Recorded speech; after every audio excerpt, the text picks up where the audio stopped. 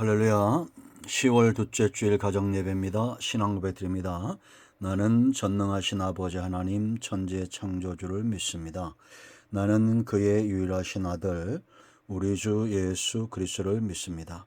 그는 성령으로 잉태되어 동정녀 마리아에게서 나시고 본디오 빌라도에게 고난을 받아 십자가에 못 박혀 죽으시고 장사된 지 사흘 만에 죽은 자 가운데서 다시 살아나셨으며 하늘에 오르시어 전능하신 아버지 하나님 우편에 앉아 계시다가 거기로부터 살아있는 자와 죽은 자를 심판하러 오십니다.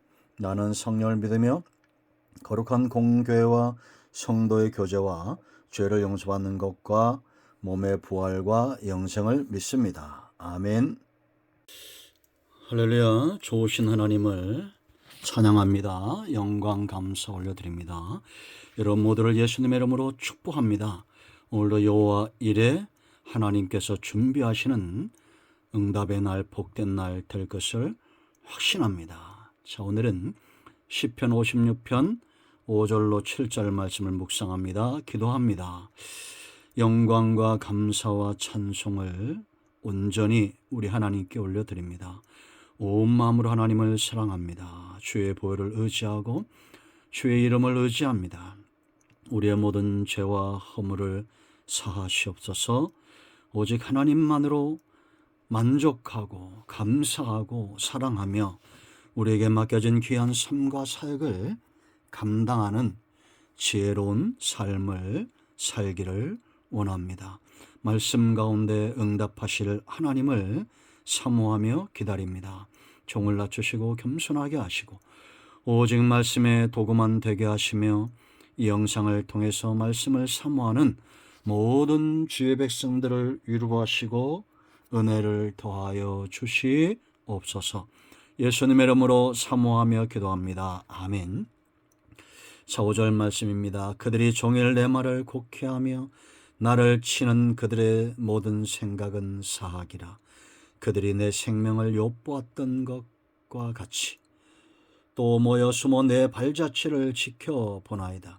그들이 악을 행하고야 안전하오리까. 하나님이여 분노하사 뭇백성을 낮추소서. 아멘. 다윗의 마음이 그대로 드러나죠. 그런데 우리가 이 본문을 잘 보면 시편 1편 1절이 보입니다.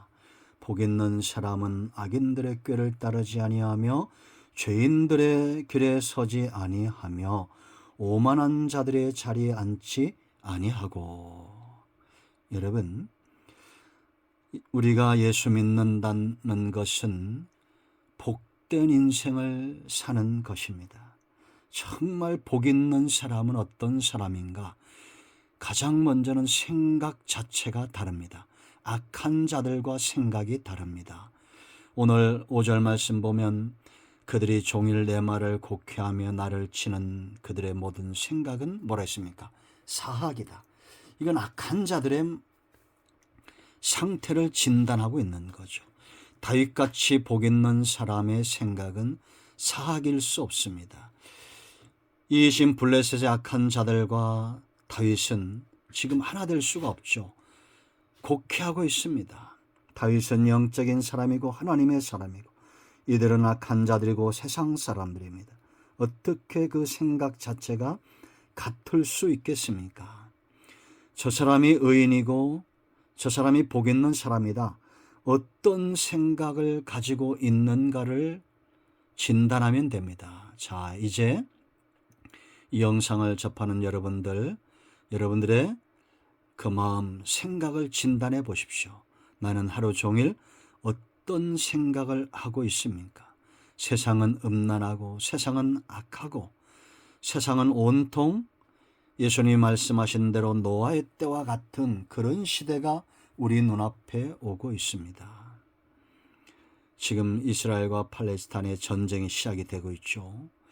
세상 곳곳에 전쟁과 기근이 일어나고 있습니다.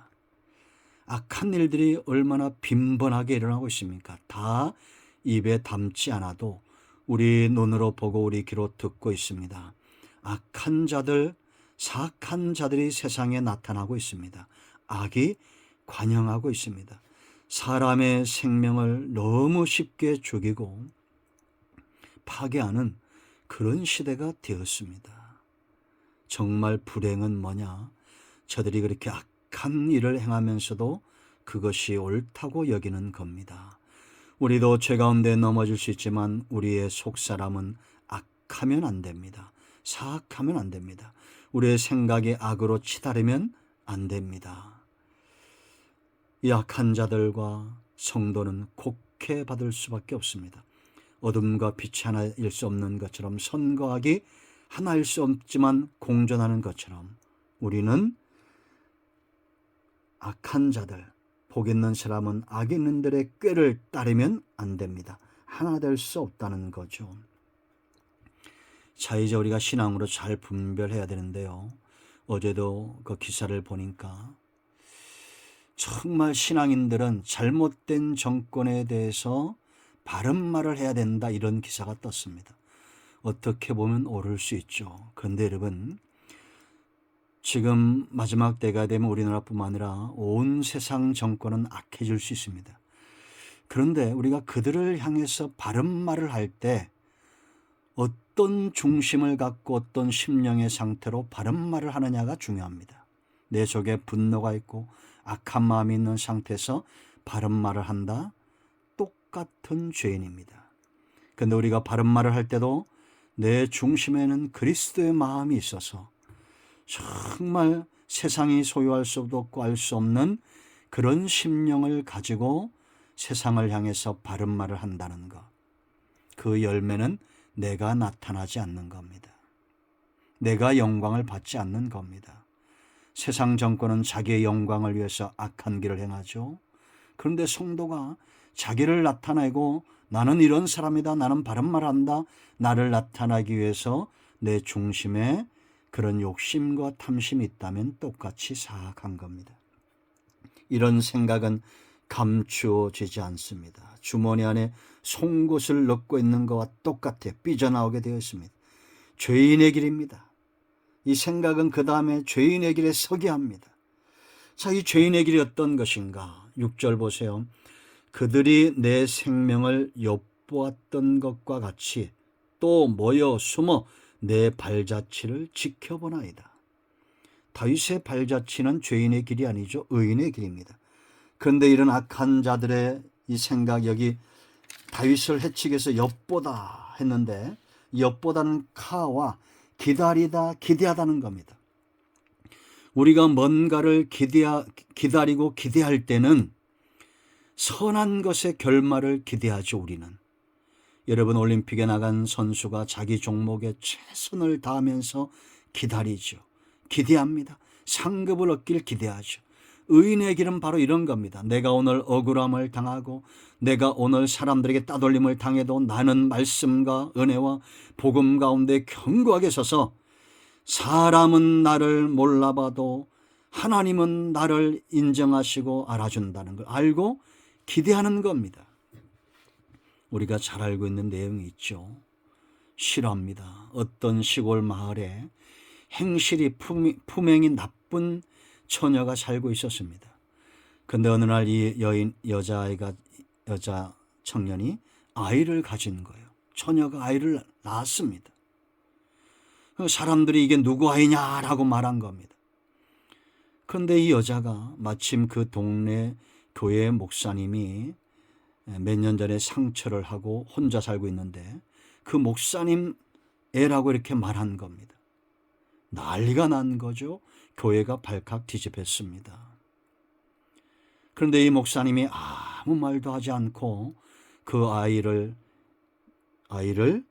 데려와서 이제는 그 마을에 있을 수 없으니까 더 깊은 산골 마을로 가서 자그만하게 성도들을 모아 교회를 하고 농사를 지면서 그 아이를 잘 키운 겁니다. 10년 세월이 지났습니다. 그런데 그 여자 청년, 이 아이의 진짜 엄마가 몹쓸병에 걸려서 죽을 병에 걸린 거예요. 그리고 그 마을로 돌아왔습니다. 그리고 이제 죽음 직전에 있으니까 진실을 말한 겁니다. 사실 그 아이는 그 목사님의 애가 아닙니다. 그 사람들이 묻습니다. 왜 그러면 그 목사님 애라고 말했냐? 이 목사님이 이 아이를 잘 키워줄 것 같아서 거짓말했다는 겁니다. 그럼 누구 애냐? 이웃집, 이웃마을의 청년의 애라고. 그때서야 그 동네 그 성도들이 그 목사님에 찾아가서 용서를 구했는데 물었습니다. 왜 목사님 그때 그렇게 억울하게 내 아이가 아니라고 말하지 않았습니까? 그때 이 목사님이 하신 말씀이 있습니다. 사람들에게 내가 변명한들 알아주겠습니까? 하나님만이 나를 알아주실 것을 믿고 내가 묵묵히 참고 기다렸습니다.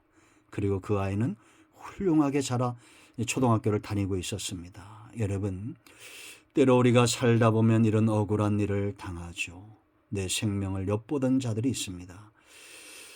그럴 때에도 우리는 하나님을 기대하고 있어야 됩니다. 그런데 악인은 지금 이 목적을 가지고 줄기차게 기다리는 겁니다. 다윗을 넘어뜨리기 위해서 줄기차게 24시간 감시하고 죽이는 겁니다. 죽이기 위해서 기다리고 있는 겁니다. 이런 사람들이 지금은 없을까요? 여러분, 우리가 사람들의 허물을 찾고 어떻게 하면 저 사람을 넘어뜨릴까? 말하지 않아도 그 얼굴에 다 써 있는 사람들 참 많습니다. 왜 해치려고만 할까요? 왜 우리가 정말 영혼을 귀하게 여기고 사랑하지 않을까요? 우리는 죄인의 길이 아닌 의인의 길을 줄기차게 가야 합니다. 이 의인의 길을 가야지 이 세 번째 단계로 넘어가잖아요. 세 번째 단계는 뭐냐? 오만한 자리, 교만한 자리입니다. 하나님의 자리에 앉아 있다는 겁니다. 7절 말씀 보세요. 그들이 악을 행하고서야 안전하오리까?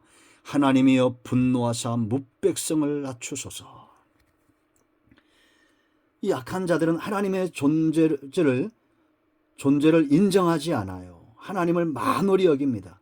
그러나 다윗은 하나님을 인정하고 그들을, 이 악한 자들을 하나님이 낮추실 것을 내다보고 있는 겁니다. 그리고 하나님 앞에 위탁하는 겁니다. 우리는 하나님의 살아계심을 인정해야 됩니다. 그리고 하나님 앞에 그 모든 문제와 악인들을 위탁해야 됩니다. 악을 행하는 자들이 어떻게 안전하겠습니까? 우린 하나님 앞에 낮아지고 겸손하고 통회하고 하나님을 인정하는 그런 삶으로 나아가야 됩니다. 그래서 복 있는 사람은 생각부터 다릅니다. 생각이 늘 복음이고 하나님이고 그 길을 걸어갈 때 그것이 의인의 길이고 하나님 앞에 겸손한 오만한 자의 자리에 앉지 않는다라는 겁니다. 우리가 하나님 앞에 시간을 드리면 얼마나 드리겠습니까? 영혼의 시간을 드릴 수 있습니까? 우리가 하나님 앞에 예물을 드리면 얼마나 드리겠어요? 억만금을 드릴 수 있겠습니까? 그것이 하나님 앞에 뭐 그리 중요하겠습니까? 그런데 사람들은 시간을 드리고 돈을 드린다 하여 교만해질 수 있습니다. 우리는 낮아져야 됩니다. 하나님이 기뻐하는 정말 소중한 재물은 하나님 앞에 겸손한 겁니다. 낮아질 때 하나님은 우리를 복되게 하실 겁니다. 여러분 모두는, 저와 여러분 모두는 바로 복 있는 사람입니다. 기도합니다. 예수님의 이름을 의지하기도 합니다. 이 말씀대로 되게 하여 주시옵소서. 우리 가운데 마음이 상한 자, 병든 자 치유하시고 회복시켜 주시기를 원합니다.